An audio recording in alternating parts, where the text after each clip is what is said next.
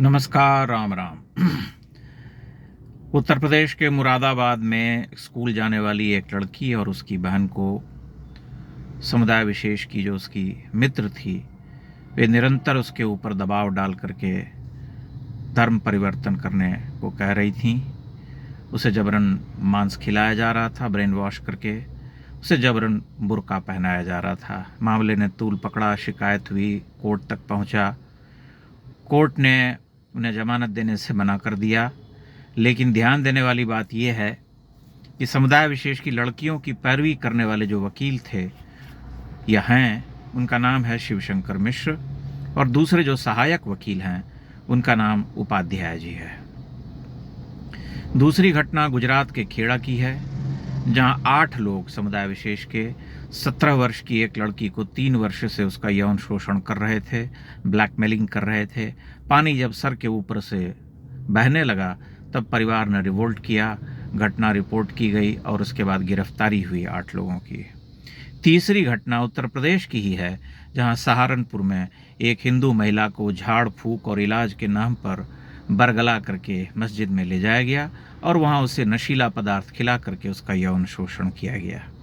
ये 3 घटनाएं हैं आपके सामने, और इन 3 घटनाओं को आप भारतीय जीवन धारा में जो चल रहा है उसे समग्रता में देख सकते हैं, क्योंकि ऐसी घटनाएं इस देश में रोज़ हो रही हैं, अलग अलग प्रांतों में हो रही हैं, अलग अलग क्षेत्र में हो रही हैं, और एक तरह की चुप्पी या एक तरह का सन्नाटा जो है लिबरल गैंग के बीच में छाया हुआ है। आज से 100 वर्ष पहले, लगभग 1930-35 की बात है, सूर्यकांत त्रिपाठी निराला ने एक कविता लिखी थी तुलसीदास, जिसमें तुलसीदास कालीन भारत का वर्णन है। उसका एक बंद है जो ये कहता है कि शत शत अब्दों का सांध्य काल, यह आकुंचित भ्रू कुटिल भाल, छाया अंबर पर जलद जाल ज्यों दुस्तर, आया पहले पंजाब प्रांत, कौशल बिहार तदनंत क्रांत, क्रमशः प्रदेश सब हुए भ्रांत घिर घिर कर। तो सब प्रदेश जैसे उस समय भ्रांत होकर के घिर रहे थे, वैसे ही आज भी घिर रहे हैं, कुछ भी नहीं बदला है।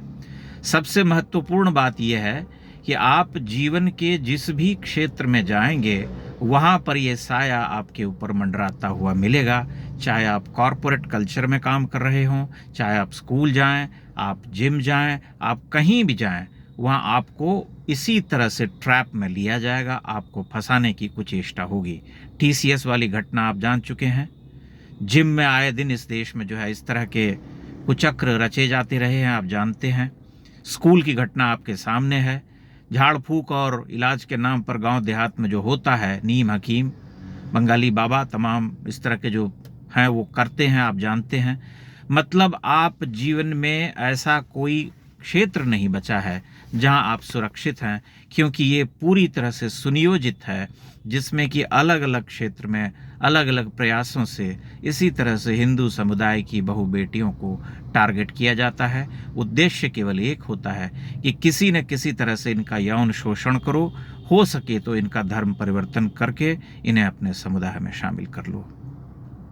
कुछ लोग मानते हैं कि ये एक इंडिविजुअल, मतलब कि एक व्यक्ति के साथ, किसी लड़की के साथ होने वाली घटना है, लेकिन आप ध्यान से जब देखते हैं तब आपको ये पता चलता है कि ये एक सामूहिक प्रयास है, बहुत ही सोचा समझा हुआ योजनाबद्ध कुचक्र, जिसमें कि सभी क्षेत्र में, सभी प्रांत में लोग अपने अपने स्तर पर कार्यरत हैं। और इसकी रोकथाम संभव नहीं है, क्योंकि उस समुदाय में कभी भी आप इन घटनाओं की निंदा करने वाले व्यक्ति को नहीं देखेंगे। कोई निंदा नहीं होती, कोई भर्त्सना नहीं होती। जो उनके धर्मगुरु हैं वे कभी भी इन सब घटनाओं का विरोध नहीं करते। एक तरह की चुप्पी जो है वो स्वीकृत है, और वह चुप्पी इसलिए है क्योंकि भीतर से वे सभी इसका समर्थन करते हैं। तब हमारे सामने इस तरह की घटना से बचाए रखने का कौन सा रास्ता है? एकमात्र रास्ता जागरण का है और अपने धर्म से दृढ़ होकर के जुड़े रहने का है, कि अगर कोई बरगलाता है, अगर कोई ब्रेन वॉश करता है, तो तत्काल प्रभाव से उसे डपट दिए जाने की आवश्यकता है। या अगर उससे काम नहीं चल रहा है, बार बार कहने के बाद भी अगर वह व्यक्ति या वह लड़की नहीं रुकती है, तब तत्काल प्रभाव से पुलिस में शिकायत करने की आवश्यकता है, और कोई रास्ता नहीं है। सामूहिक रूप से इसका विरोध करना ही एकमात्र रास्ता है, और व्यक्तिगत रूप से अपने धर्म के साथ अडिग रहना ही इसका एकमात्र रास्ता है। ये संकट भारतीय समाज के ऊपर बहुत गंभीरता से छाया हुआ है, और इस समस्या से मुक्ति जो है हिंदुओं को स्वयं को जागृत करके ही मिल सकती है। क्योंकि हम सभी जानते हैं कि इस देश में जो लिखने पढ़ने वाले कथित तौर पर जो बौद्धिक तबका है, जो कवि, लेखक, पत्रकार हैं, वे कभी भी इन घटनाओं का संज्ञान नहीं लेंगे।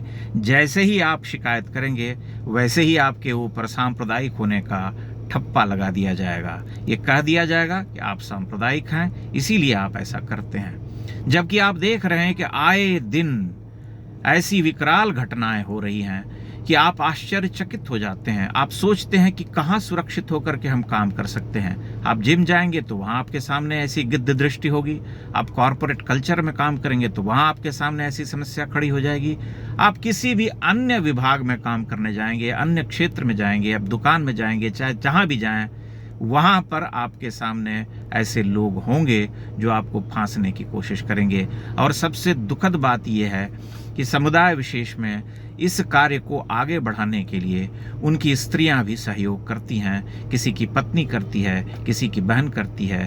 फंसा करके हिंदू लड़कियों को लाया जाता है और इस तरह से उन्हें जो है परोसा जाता है। ये शबाब का काम है, माल असबाब है, इसे धर्मांतरित करो, इसे अपने बिस्तर पर ले जाओ। इसलिए इसे टाला नहीं जा सकता। ये एक बहुत ही गंभीर व्याधि है, और भारत में मैं मानता हूँ कि इसे बहुत ढंग से टैकल करने की आवश्यकता है, क्योंकि ये कोई छोटा मोटा अपराध नहीं है। संपूर्ण भारतवर्ष में अलग अलग जगहों पर, अलग अलग प्रांतों में अपने अपने स्तर पर लोग इस तरह के षड्यंत्र में जुटे हुए हैं।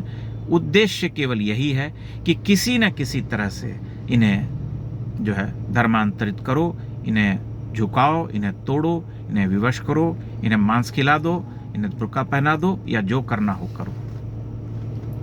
मीडिया भी इससे अछूता नहीं है, इससे पहले मैं कह चुका हूं, मेरा स्वयं का अपना अनुभव है। इसलिए आप कहीं भी निर्भय होकर के या निश्चिंत होकर के काम नहीं कर सकते, क्योंकि ये साया हमेशा आपके ऊपर मंडराता रहेगा। इसलिए आप सजग रहें, आप सचेत रहें, अपने धर्म के प्रति अडिग रहें, और ये हमेशा मान करके चलें कि ऐसे लोग आपके आसपास होंगे जो येन केन प्रकारेण आपको बरगलाने की कुचेष्टा करेंगे। तब आपके सामने एकमात्र रास्ता यही होता है कि आप तत्काल प्रभाव से उसका विरोध करें। अगर आप अकेले नहीं कर सकते तो आपको वहाँ पर और जितने लोग हैं उन सब के साथ मिल करके इसका विरोध करना पड़ेगा। उससे भी बात नहीं बनती है, तब आपको कानून का सहारा लेना पड़ेगा। ये एक ऐसी समस्या है जिस पर कि राजनीतिक सत्ता वाले जो लोग हैं उन्हें भी ध्यान देना पड़ेगा। लेकिन आए दिन सवर्ण सवर्ण कर करके धुंध भी बजाने वाले लोगों को सोचना चाहिए कि इनकी पैरवी करने वाले वकील कौन है, मिश्र जी और उपाध्याय जी। तब आत्मावलोकन भी करना पड़ता है कि हम जब गाली देते हैं देश के मुखिया को और अनर्गल प्रलाप करते हैं तब क्यों करते हैं। इसलिए इस व्याधि से लड़ने का एकमात्र जो रास्ता है वो संगठित होकर के इसका प्रतिकार है, इसका विरोध है, जागरण है।